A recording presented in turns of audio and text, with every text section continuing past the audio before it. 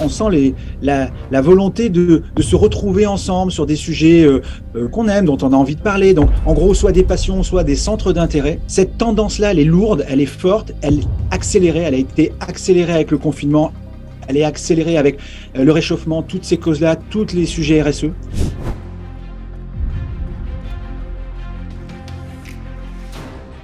NFT Business, c'est le podcast qui vous parle de tout l'écosystème Web3. Nous abordons des sujets comme la finance décentralisée, les métaverses, la tokenisation, la blockchain. Mais aujourd'hui, nous sommes là pour parler des enjeux Web3 pour les marques. La connaissance est le nouvel or, raison pour laquelle nous enregistrons ce podcast, car la connaissance qui n'est pas partagée, c'est de l'or qui se transforme en plomb. Je suis Claudia Lema et je présente ce podcast avec Benjamin Boutin-Spar. Oui, aujourd'hui nous avons deux invités qui travaillent tous les deux chez Havas Play. On a Frédéric Saint-Sardos qui est vice-président donc chez Havas Play et Emmanuel Quéré qui est créative stratégiste chez Havas Play. Alors Havas Play, c'est une agence intégrée au groupe Havas. Havas, rappelons-le, c'est quand même un des plus grands groupes de communication en Europe, peut-être même dans le monde, je crois. Mais ce qui nous intéresse, c'est que Frédéric et Emmanuel ont piloté des expériences dans le Web3 qui nous ont vraiment intéressés, qui ont marqué l'année 2022.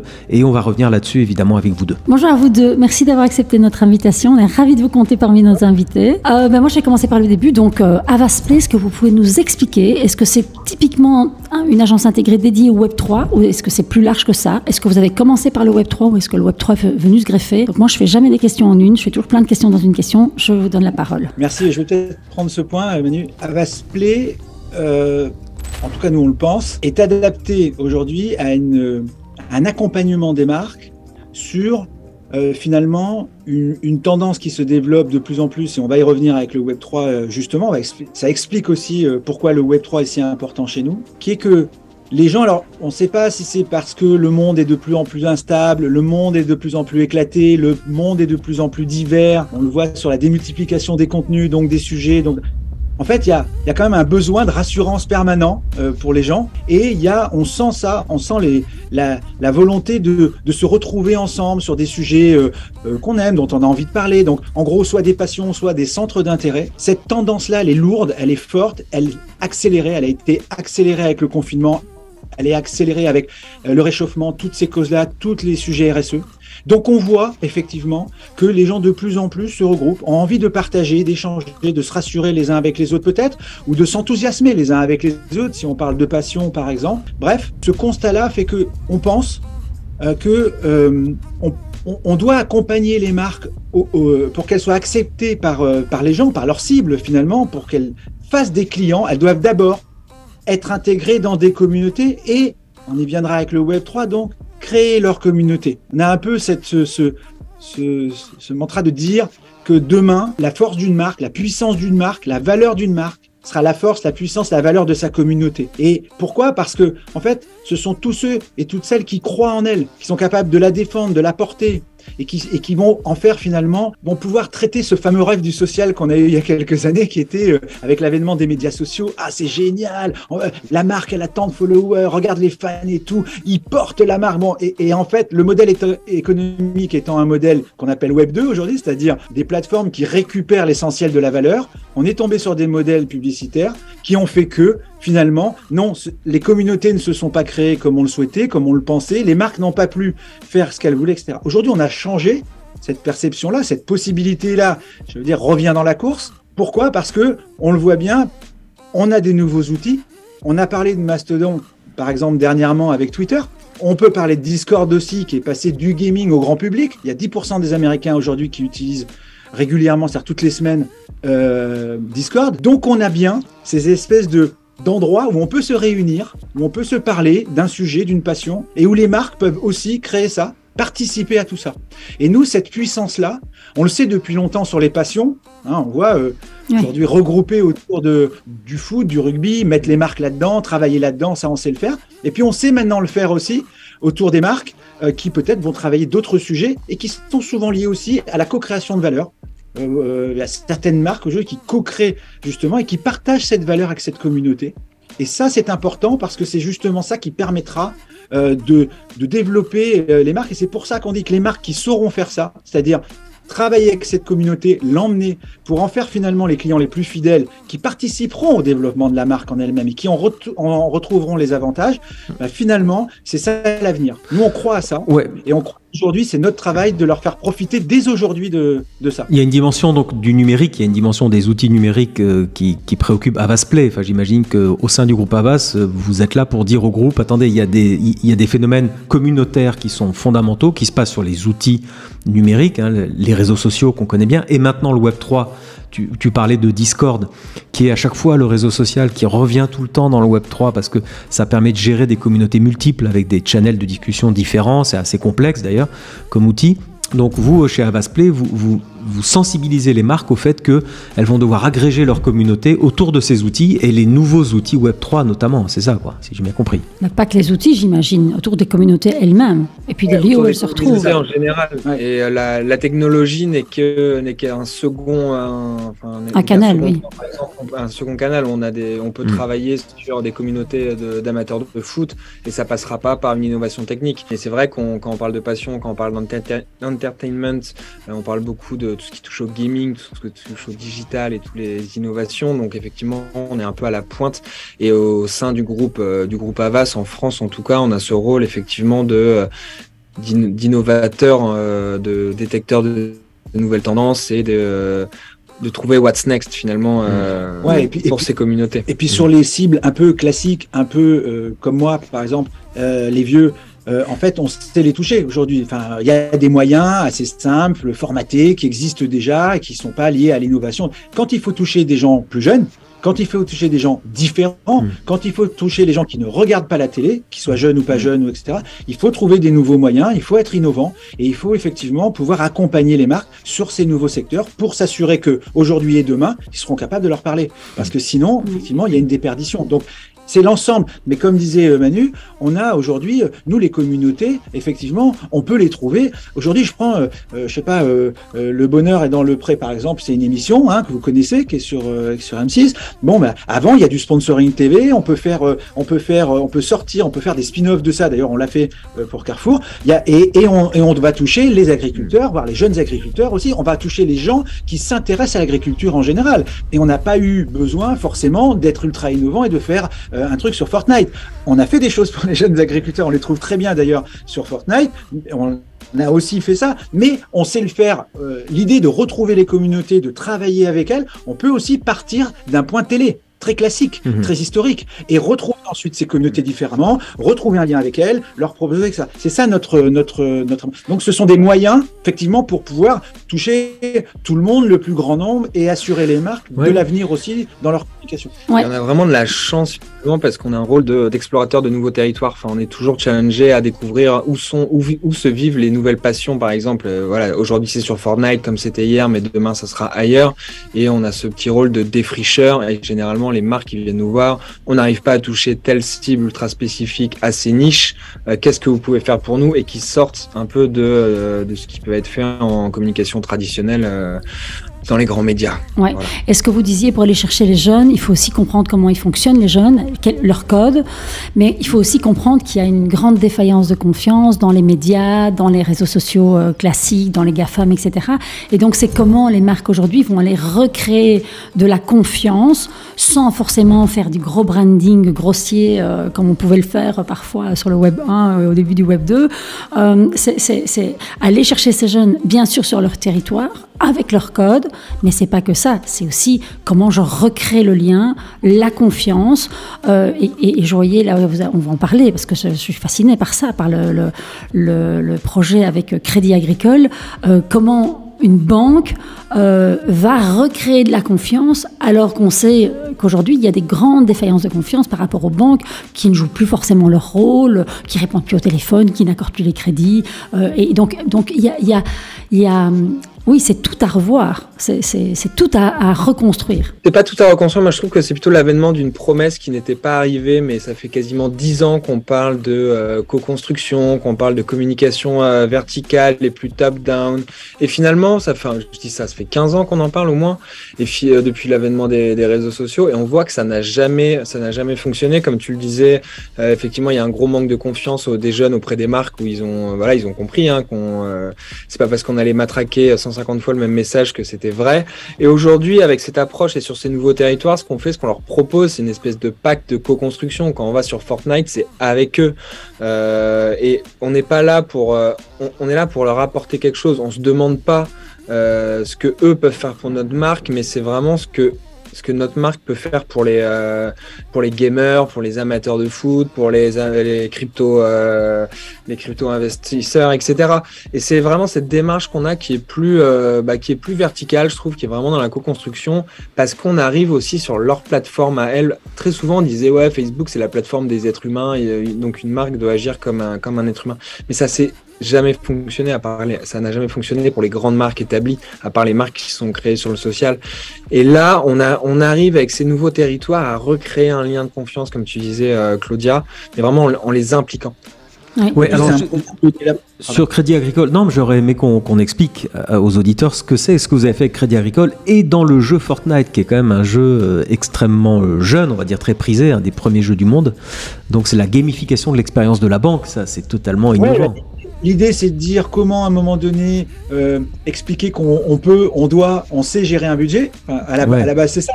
Il y a une problématique de gestion de budget, c'est difficile, on n'a pas trop d'argent quand on est jeune, donc il faut vraiment le faire au plus serré, j'ai envie de dire. Comment la banque, elle peut, sur cette population-là, finalement, en parler? Mais très simplement, en gamifiant ça et en disant, finalement, dépenser ça ou investir ici, ou etc., ça peut être un risque. Donc, en fait, tous ces assets négatifs, j'ai envie de dire, deviennent finalement des choses qu'on doit combattre dans le jeu. Ah oui. Et puis, plus on les combat et mieux on gère son budget finalement. On défend son budget. L'idée, c'est celle-là. Donc, on est dans une gamification de l'expérience qui est vraiment tournée autour de ça, sur la transposition des peurs et des risques dans le jeu en tant qu'acteur du jeu. Et nous, en tant que jeunes, aux jeunes ou pas jeunes, en tout cas, c'était plutôt les jeunes, mais on doit se défendre pour bien gérer son budget. Donc, et voilà. Et ça donne. Et en fait, ça dit trois choses. Ça dit, on vous a écouté et on vous a entendu. On sait communiquer avec vous, échanger avec vous, partager avec vous, et finalement, on vous donne quelque chose avant de vous demander quelque chose. Et c'est ça en fait qu'ils attendent. Quand tu disais ils ont peur, la pub ils y croient plus ou etc. C'est parce que tu parlais de la promesse.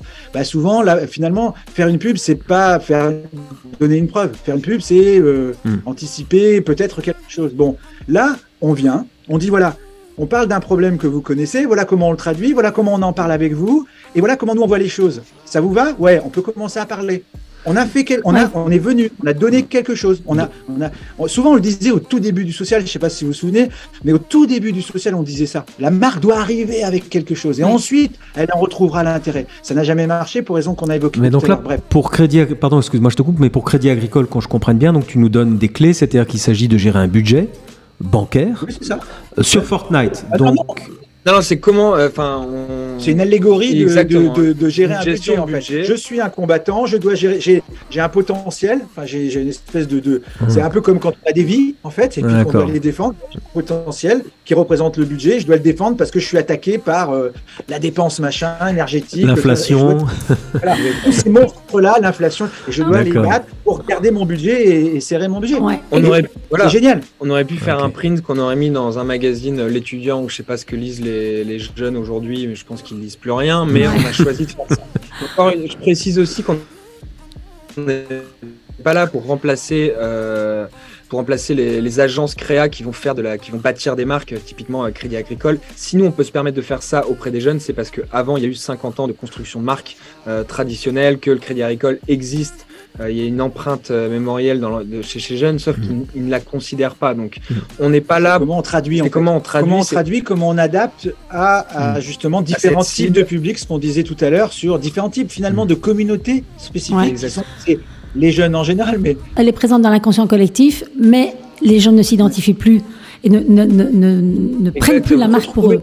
Il faut trouver comment la redynamiser auprès d'une cible spécifique, et c'est ce qu'on fait nous chez Avast Play. C'est vraiment ça. On travaille avec des marques qui existent dans l'inconscient collectif, mais qui n'arrivent plus à toucher certaines cibles particulières, parce que ces cibles particulières ne consomment plus les médias traditionnels. Et nous, on est là pour recréer de la considération en allant sur les territoires que ces cibles plébiscitent.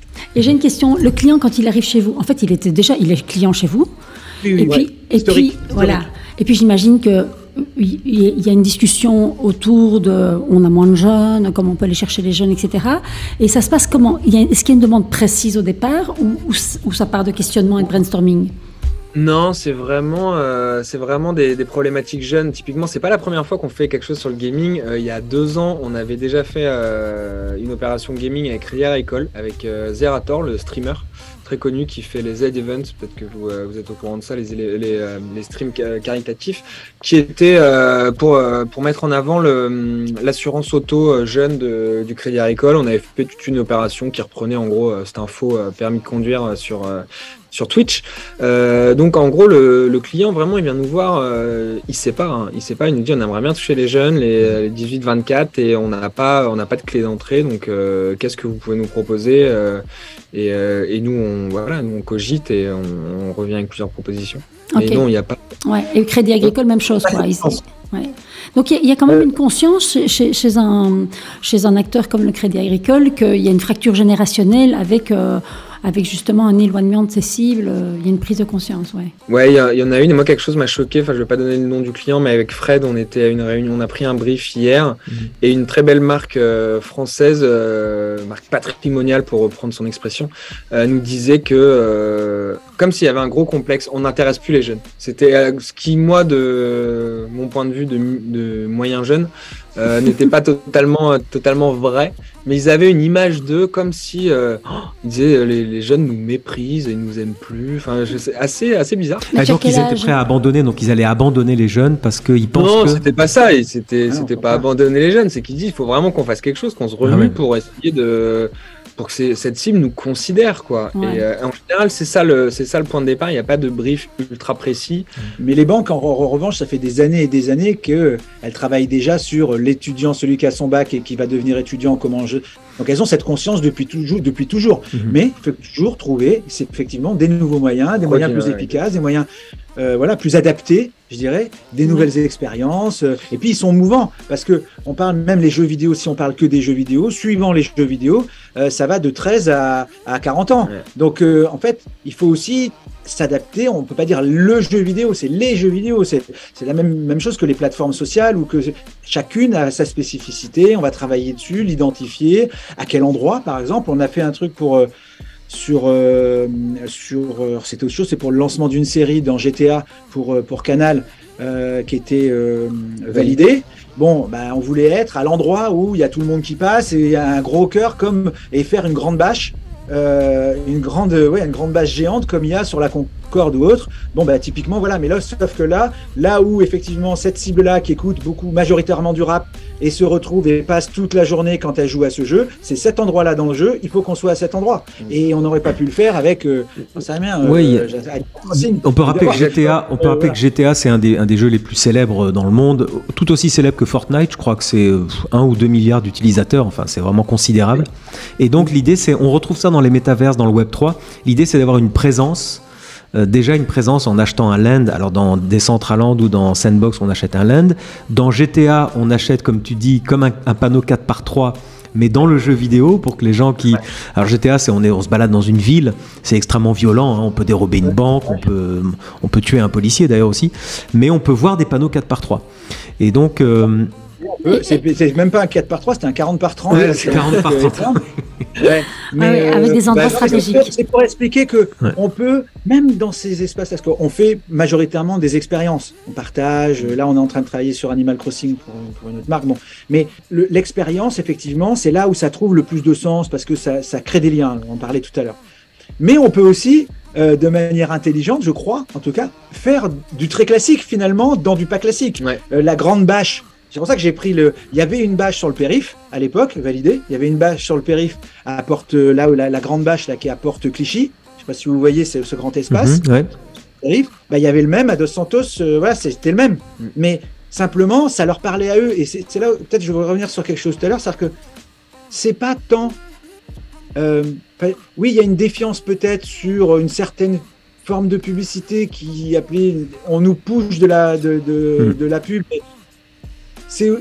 Enfin, ils peuvent accepter, si le message est adapté, ils accepteront, c'est pas le sujet. C'est souvent que, parfois, c'est complètement déconnecté de leur quotidien. Prenez, moi, ça m'a toujours marqué depuis longtemps, prenez des magazines de surf. Les magazines de surf, depuis toujours, la pub fait partie du contenu. Moi, on tournait la page, on regardait Quicksilver avec machin, la pub, qui est le surfeur qui est sur la photo, c'est quoi la vague, c'est du contenu. C'est cohérent. Ça disait quelque chose, vous voyez. Donc si la question c'était pas que c'était du papier et que c'était de la pub, la question c'était comment c'était fait. Voilà. Donc et ça c'est valable, y compris pour nous là sur ce dont on est en train de parler. C'est-à-dire que oui, aujourd'hui c'est de l'innovation, c'est tout ça. Donc j'ai presque envie de dire, à la limite, on fait un truc, ça marche, en gros. Mais c'est pas ça le sujet. Le sujet, c'est que qu'on soit sûr que c'est bien adapté à ce qu'ils attendent, parce que sinon, ça ne tiendra pas. Ça ne marchera plus. Oui, quand je parlais de défaillance de confiance, je pense qu'il y a une conscience de la valeur de sa donnée, et donc qu'elle a été surexploitée, qu'ils ont été abusés, parce on a tous donné dans notre data, on a tous coché cette petite croix sans connaissance. Et aujourd'hui, le Web3 arrive, et on est tous très conscients, et ces jeunes encore plus, ils n'ont plus envie de donner leur data. Parce qu'en plus, la data a été surexploitée. Mais ça a donné quoi? Ça a donné de l'abus du retargeting, et avec du retargeting pas toujours intelligent. Moi, je suis toujours effarée de me dire, je suis dans le sud de la France et je suis targetée par des pubs flamandes parce que je suis belge. Je me dis, mais alors que je suis francophone. Ou d'être targetée pour des chaises, tu sais, pour les vieux, pour monter les escaliers, tu t'assieds. Je me dis, mais attends, je suis si vieille que ça. Tu vois, et donc tu te dis, et alors ces jeunes, en fait, ils n'ont plus de tolérance. Ils ont une tolérance zéro. Ils disent, non, mais moi, j'ai pas de temps à perdre. Mon cerveau est en suractivité. J'ai des notifications dans tous les sens. Je suis hyper connecté. J'ai perdu ma notion du temps et de l'espace parce que je suis tout le temps sur le digital. Je n'ai plus de temps à perdre avec des choses qui ne m'intéressent pas et donc qui ne me concernent pas. Et donc évidemment, c'est là aussi qu'il y a de la défaillance de confiance. Il y a une conscience qui est plus grande. C'est pas tellement la pub ou les marques. C'est un fonctionnement global en fait qui ne cautionne plus.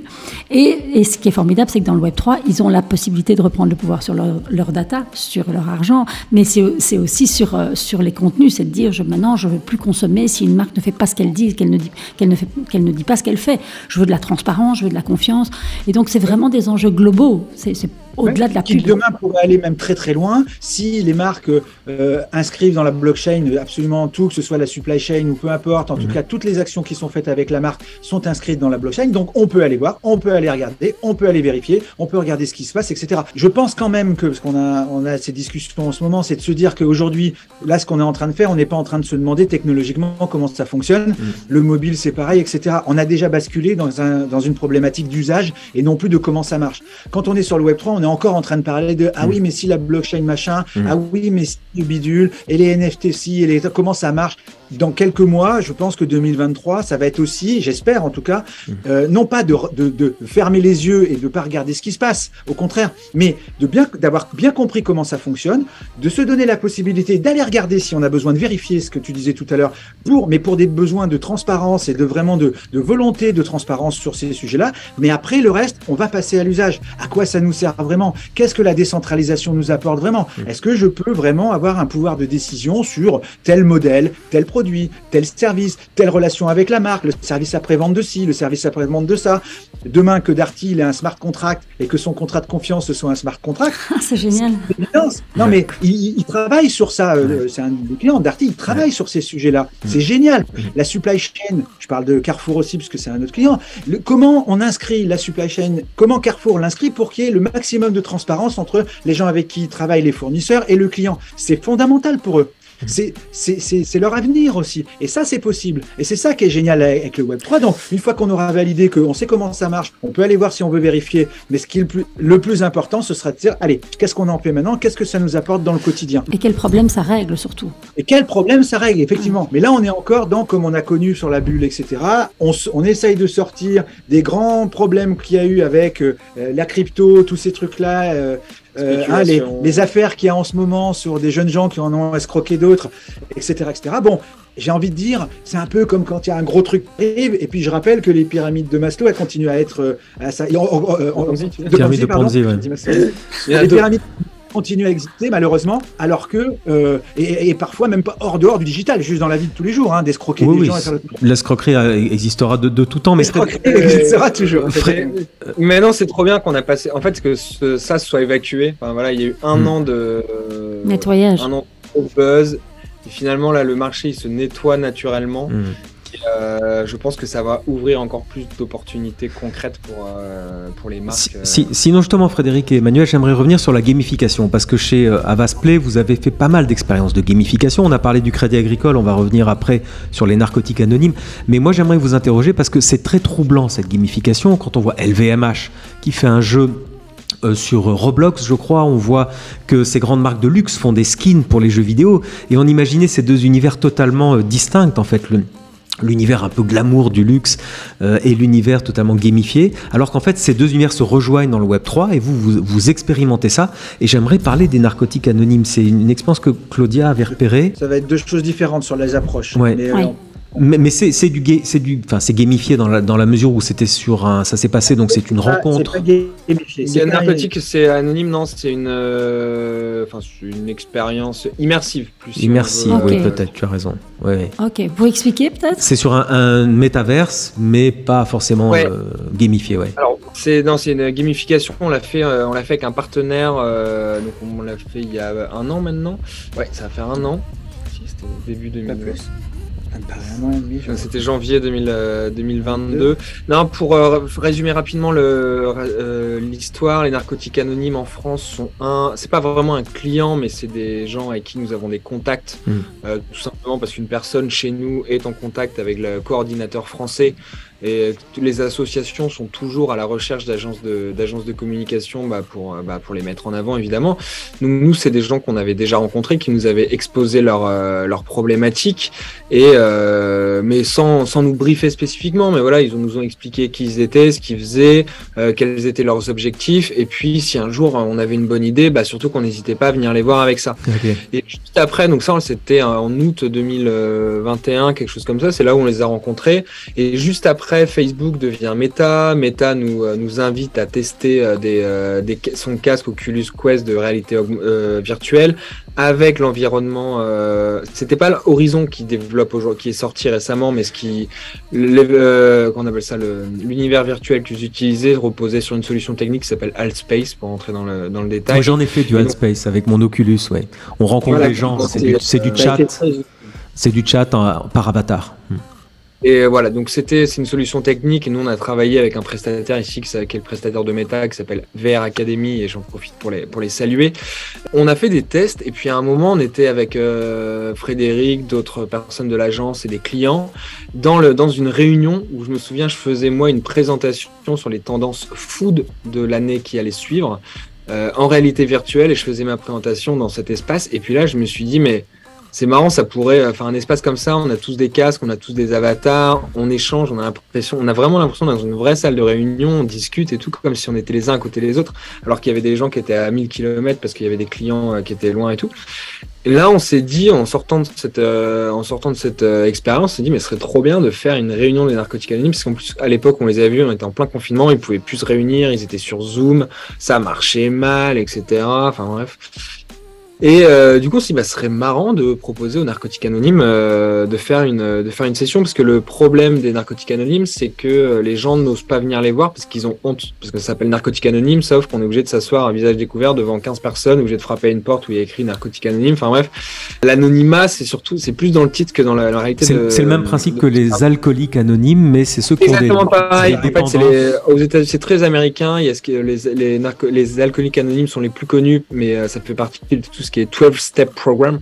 Donc il y a les narcotiques anonymes, il y a les débiteurs anonymes, il y a les gamers anonymes aussi, ceux qui arrivent, toutes les addictions ont leur version 12-step aux États-Unis, et en France les alcooliques anonymes existent évidemment, et les narcotiques anonymes aussi.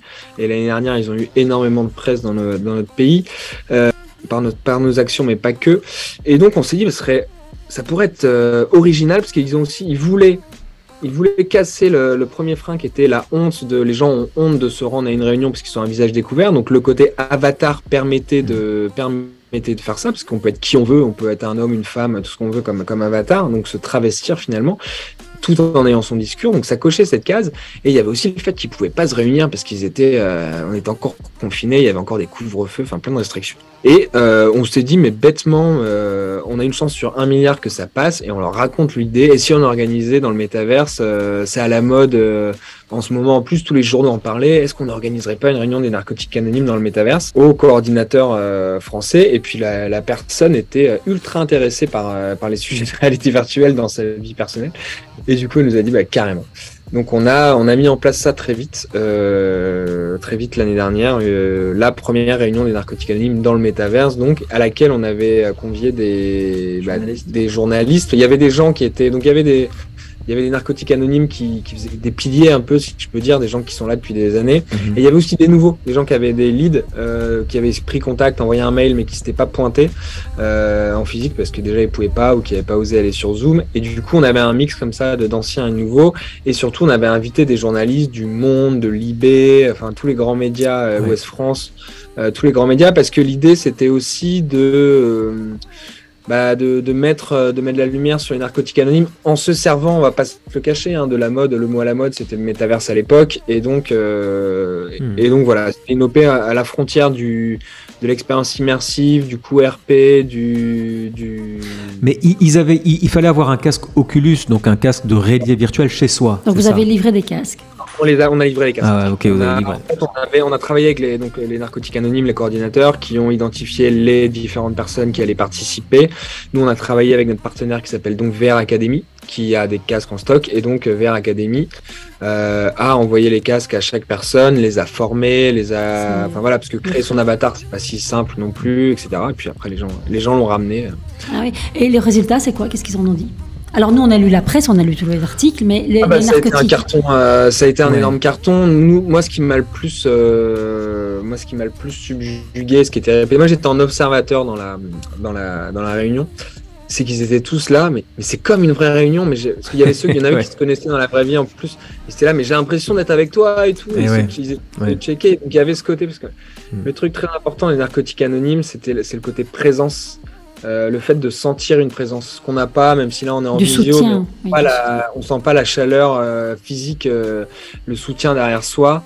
Et ça, c'est quelque chose de clé dans l'expérience des narcotiques anonymes. C'est plus que des paroles, c'est vraiment de sentir le souffle de la communauté derrière soi qui nous accompagne.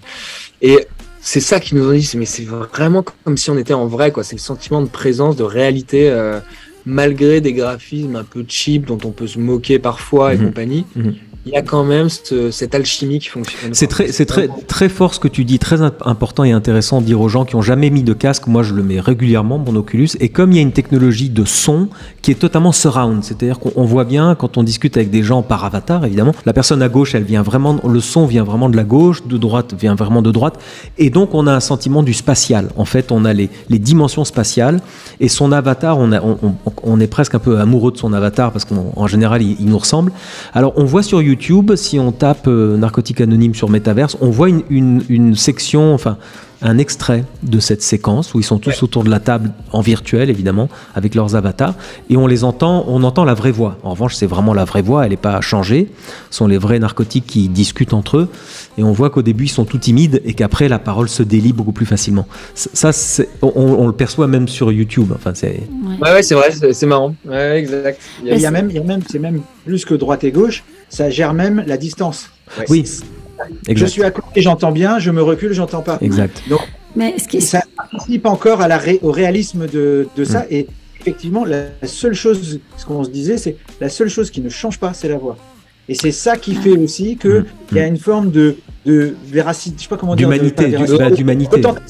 Merci. D'authenticité dans le truc, même si on ressemble à rien, qu'on est en cubique et que voilà. C'est-à-dire que là, c'est ça et l'importance, on se dit tout d'un coup, c'est un peu comme les trucs pas de méditation, mais un petit peu, c'est-à-dire on ferme les yeux et tout, on est emporté ailleurs et ben là, on est emporté effectivement là-dedans, et c'est la voix qui va tout porter, et c'est très impressionnant. Ouais. Et parfois, on ne se rend pas compte à quel point la technologie va impacter nos comportements au quotidien. Mais moi, je raconte toujours cette histoire parce qu'on donne beaucoup de formations en entreprise, on donne aussi des formations métaverses. Et donc, j'explique que nous, on vit dans un petit village de 300 habitants dans le sud de la France. Il n'y a même pas de boulangerie. Heureusement pour nous, il y a la fibre. Et un jour, Benjamin me dit, moi, parce qu'il est grand amateur de techno, évidemment, nous, dans notre petit village à Potelière, il n'y a pas de rêve.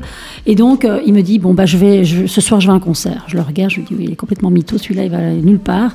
Et en fait, pas du tout. Il est monté au 3e étage, il a mis son casque, il est revenu 2 heures après complètement transpirant, et mais il était aussi exalté que s'il avait été un rêve. Et là, tout d'un coup, parce que entre avoir la connaissance théorique, mais là, j'ai eu la pratique qui s'est greffée à ma connaissance. Et je me suis dit, waouh, ça c'est juste énorme en fait. Et c'est comment aussi les habitudes dans les familles, chacun son écran, chacun ses expériences, avec plus de limites de temps et d'espace. Je peux faire tout ce que je veux, quoi. Donc ça, c'est fantastique. Oui. Pardon, je te coupe, mais par rapport à ça, parce que c'est très enthousiasmant. Et puis, il y a aussi le côté un peu anxiogène de ça. C'est-à-dire qu'il y a aussi tout un discours qui est de dire mais comment on va continuer à vivre, comment on va vivre ensemble, est-ce que le réel par rapport au virtuel, quelle part ça va prendre? Il y a des gens, tout le monde va tout d'un coup être là-dedans à 100%. Ben non, c'est comme la télé, elle existe toujours. Le digital, l'Internet n'a pas remplacé la télé, même si elle est consommée différemment. Mais aujourd'hui, on organise son temps média, j'ai envie de dire, différemment. Ben là, ça va faire partie de notre vie, ça va l'augmenter parfois, mais parfois on reviendra, on lira des journaux. Enfin voilà, nous on est plutôt dans ce truc-là. Et surtout, on est dans un sujet qui nous importe. Parce que Havas Play, il y a eu aussi l'enfant bleu avant ça. C'est-à-dire l'enfant bleu, c'était un skin dans Fortnite pour aller communiquer avec des enfants maltraités chez eux qui n'avaient pas la possibilité de sortir ou autre, etc., mais qui, via Fortnite, pouvaient rentrer en contact avec l'association L'Enfant Bleu. Fantastique. Donc avant, ça a été la campagne en 2021 la plus primée au monde. Donc c'est aussi ça. Alors c'est Fortnite, c'est pas un métaverse, c'est pas le Web 3, mais c'est via le gaming.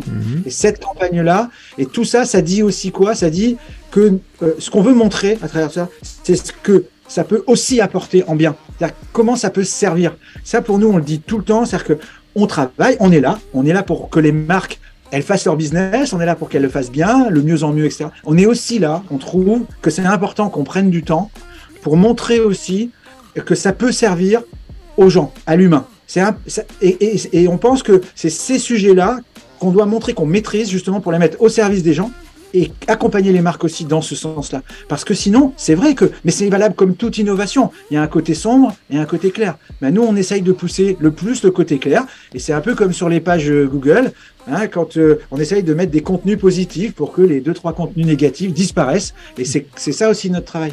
Oui, c'est fantastique ce que tu dis parce que c'est marrant. Je regardais tout à l'heure un réel sur Instagram et c'était l'interview d'un médecin qui traite les enfants qui sont maltraités. Et il disait un enfant maltraité, il met beaucoup de temps avant d'être déloyal par rapport à ses parents et donc d'être accusateur parce qu'il reste loyal, donc il cautionne.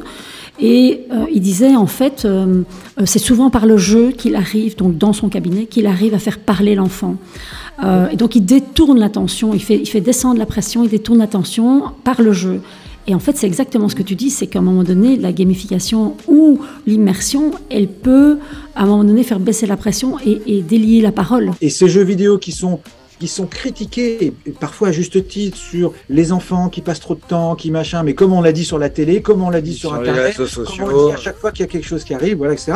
Mais c'est aussi ça. Ça peut aussi... Donc, réfléchissons tous, apportons des solutions positives, constructives, voilà, qui apportent ça, et faisons-le.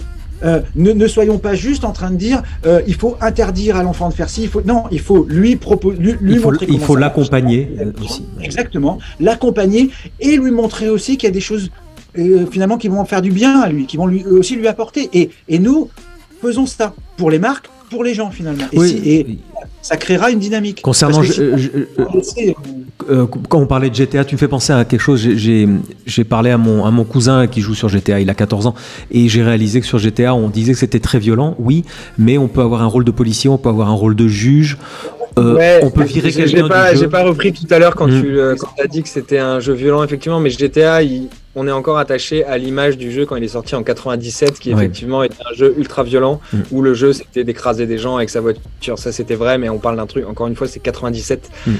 Ça fait 26 ans maintenant. Et depuis, n'importe qui a joué au dernier GTA, et notamment au jeu de ton cousin qui est GTA RP, GTA Online, dans lequel en fait, c'est une reproduction de la vie réelle qui est plus proche des Sims que du GTA de l'époque. C'est que j'ai fini toute la journée, je travaille chez Havas, le soir je suis pompier dans GTA et mon rôle c'est d'aller éteindre des incendies et à aucun moment c'est le mal. Donc voilà, on est sur des plateformes. Après GTA c'est un point, le problème, nous on le propose à plusieurs clients, il y a quand même ce frein qui est la violence. Mais ce qui est vrai, à la base c'est un jeu vidéo, qui a ses travers comme Fortnite, même si Fortnite a ses graphismes un peu rigolos et compagnie, c'est plus ludique, c'est plus fun, mais ça n'empêche pas que on se tire un peu dessus. Mais nous on croit beaucoup, tu disais Claudia tout à l'heure, le jeu comme apprentissage, je pense, moi je suis persuadé en tout cas que dans la vie est un jeu, finalement il faut prendre tout comme un jeu, sinon ça oui, sans parler des neurosciences. On sait que les neurosciences depuis quelques années commencent à formaliser et à expliquer qu'on apprend beaucoup plus vite et beaucoup mieux en jouant qu'en étant assis devant un cahier ouvert, en fait. On arrive à la fin du podcast parce que je crois que vous avez rendez-vous après, donc par contre moi j'ai une dernière question. Comment la connaissance Web3 est arrivée chez Havas? Parce que Havas Play existait, et puis le Web3 arrive. Et donc, est-ce que vous avez été chercher de la ressource externe, donc de la connaissance externe que vous avez engagée, ou est-ce que vous vous êtes mis en apprentissage, ou est-ce que c'est en faisant du test and learn qu'on apprend, évidemment? Mais donc, parce que finalement, il n'y a pas d'experts, on est tous tout le temps en apprentissage constant, et plus on apprend, plus on mesure l'étendue de tout ce qu'on ne connaît pas. C'est très frustrant d'ailleurs.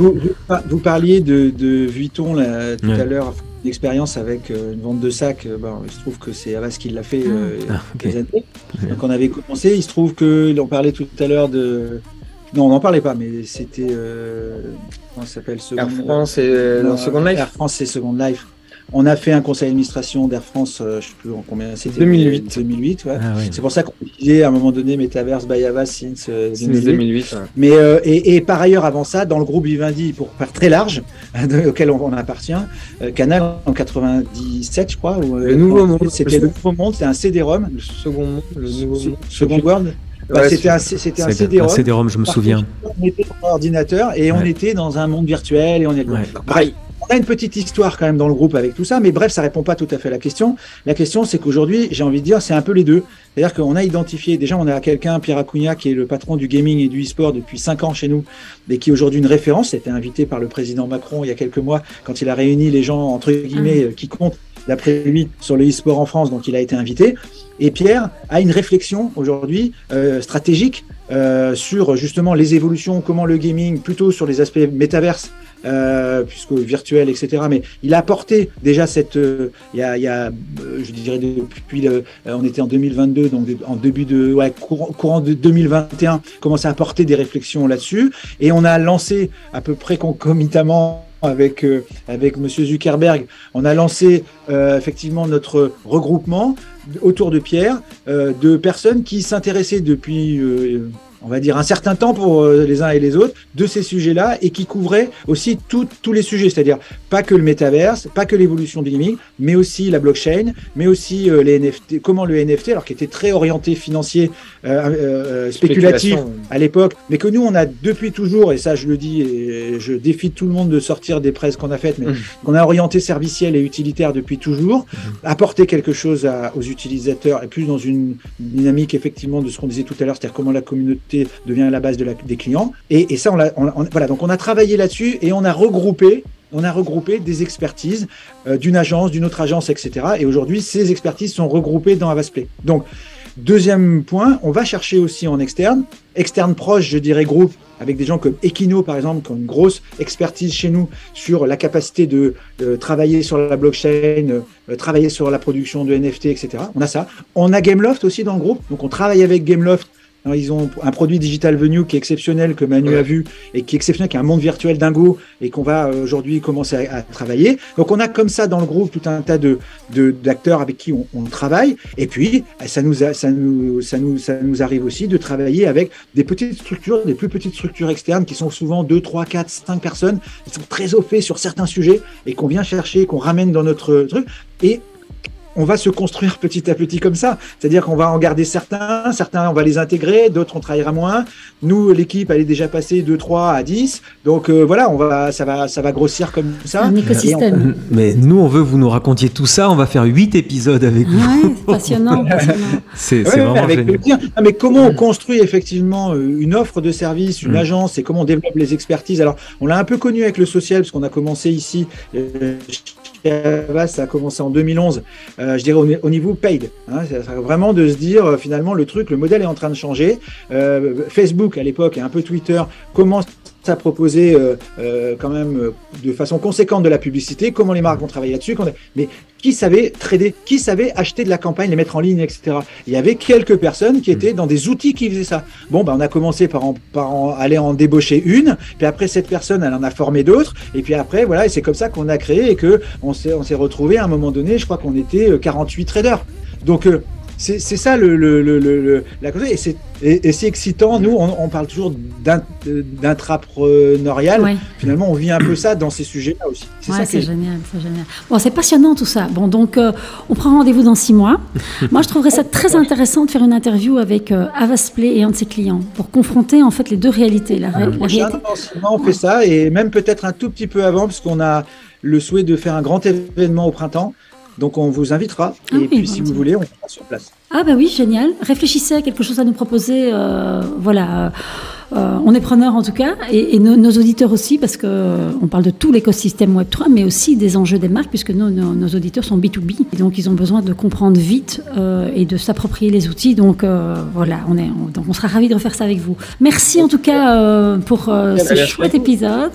On en profite, on va faire la boucle avec les compétences pour rappeler à nos auditeurs qu'effectivement, nous, on a une face visible de l'iceberg qui est le podcast, et on a une face invisible qui est toutes les formations en entreprise, donc acculturation, soit l'angle plus technique, blockchain, NFT, métaverse, finance décentralisée, ça c'est plutôt Benjamin, et plutôt impact société avec l'analyse des comportements génération Z, alpha, avec l'impact de la technologie sur nos comportements, ça c'est plutôt moi, ou avec les deux si vous avez envie. Donc n'hésitez pas à prendre contact avec nous. Et on a un site web d'ailleurs qui s'appelle nftbusiness.tech, TECH. Voilà, on vous retrouve là-bas et on vous allez gamifier bientôt pour... Et on va gamifier tout ça. Avec Havas Play, on va venir chez Havas Play. Avec plaisir. Génial. Merci Frédéric et Emmanuel, merci beaucoup. Merci aux auditeurs. Bonne journée, au revoir. Voilà. À bientôt. Bonne écoute à tous, au revoir.